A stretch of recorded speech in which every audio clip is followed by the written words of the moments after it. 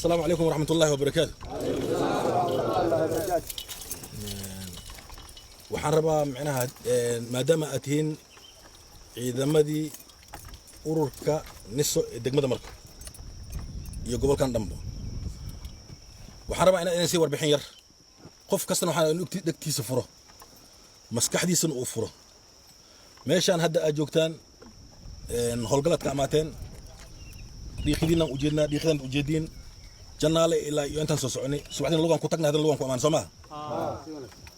nin wax gaar ay ka maqan ma jirto nin beer asliga ila haasto u socdo ma jirto nin xoolo laga qaato u socdo ma jiraan Soomaalinimad ku socoteen cadawgan Soomaali ku soo duulay oo dhulkiisa ka dhigay ummadii qaxiyay inaad iska dhicisiin ciidamada janaala joogo wadadan wixii loo marsiilay raashinkii imiinoonka la geliyay la marsiyo waxaan keenay ma u socoteen wax kale u socoteen qofan Soomaali ma ku jiro meeshaan nin qabiil ku jiro ma jiro qabiil isku jiro waxaan Soomaali inama ahayn idan deeq waa yartihiin adduunka u yartihiin waxaan idin sheegaynaa shalay maalin ninkii maqlay miinooyin laga bixiyay wadadaan qabanay miinooyin wadadaan laga bixiyay anaga qarxina gacanteena ku qarxina dad qaarkiisa meeshaan jooga ila socday rag bixiyay waa wiil yar oo Soomaali ah ma jirin waa ogtiin gobolkaana joogteen ciidamada dawladda badanaa waa ka maqnaayeen ala xabad miin ah 200 oo litir oo shidaal ay Amazon ku bixi jirtay misbaan waay hal xabo miin ah meeshii lagu soo sheego 200 oo litir oo shidaal lagu bixi jiray fuusta nafta lagu bixi jiray Amazon habeenkiina waardiyayno 200 litir oo shidaal la bixiyo miin saas lagu qarxi jiray wax kala jiro ilaahay waxas qadaray wiil yar oo Soomaali ah ciidamada xoogga dalka kamid ah inay amaadaan miinooyinkii soo bixiyaan oo banaanka keeno ana xabada ku dhufno qarxino مقول ما مسقول معه قول ماشي هوشقالك u jirteen intee baabuura socota aragteen hal nin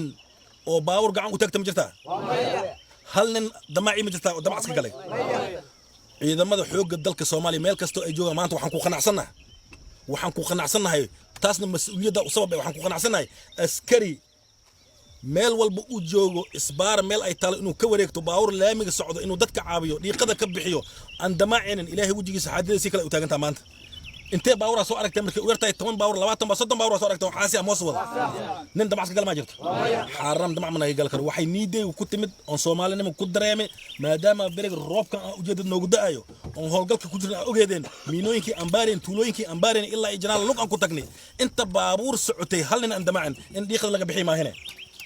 awooddaasna awood ilaahay u sugnaatay waaye dawladda Soomaaliya sharaftaas leh taliyaalka ciidamada sharaftaas iska leh askari kasto khalad galo ama lagu tuhmo inuu baawur gacanta u taagto waxa ku dhow yahay inuu nambarkiisa ciidanka way Soomaa hamigiina ilaahay ma galiyo hamigiina sidoo soo dhisan yahay muraalkiina sidoo soo dhisan yahay Allah idin laba jibaaro waxaan leenahay dawladda federaalka ee Soomaaliya ciidan qaran gacanta ku haysa meel walba u joogo waa ku qanacsanahay askariga maanta Kismaayo joogo ama Galgaduud joogo ama Geda joogo ama Muqdisho joogo ama Afgooy joogo ama Marka joogo hal dabeecad ay ka siman yihiin maanta anaga noo muuqato istifaal aan la sheegi karin waay hame fiican waay isbaaro haram niida ka bacdi qof damaacay male min damaciis ku jiro ma baaburkii dhiiq ku jiro ummadii Soomaaliya bixinayso gacan loo mataagto wal isbaarista lama laha ya waa u jeedin shabaabkii joogay wadankan geedaha ay ka dhigeen ma abar ma xadiman abar dhulkii biyo ku shubeen waa ujeedada motorada dambiya ka bixiyeen dhulkii geedahana ka baxay awaar ma xadiman Soomaalinimo ma ah waxaas marka waxaan rabaa idinkoo mahadsan sharaftiina ina ilaashatiin ilaahay karaal noqdo nidaamka aad tihiin iyo nidaam ka fiican qof kasta oo Soomaali ah wadadan maanta ujeedin dhowr qarax ka dhacay wadadan ilaahay wax nagu ma gaarsanin alxamdulillah inta ku dhimanaysa marka qof ana la sheeganay in Soomaalinimo loo wada dhimanay Soomaa wax kale ma jiraan intaas loo dhimanaa nin waxay ka maqan ma jiraan dulmi banaankaas la dhigo waxa loo dhimanaa Soomaalinimo ninka maanta aan ku soo dhaafnay wakaalada biyaha ee meesha motorada ay saariin biyaha aan ku soo dhaafnay oo difaac khudnaa u jeedeen ma jiwaalak yal beer ma utal guri ma ogyal muxuu dhimanayaa Soomaalinimo wadana isu dhimoyaa inaad ku dhinac dhimato maxadiiday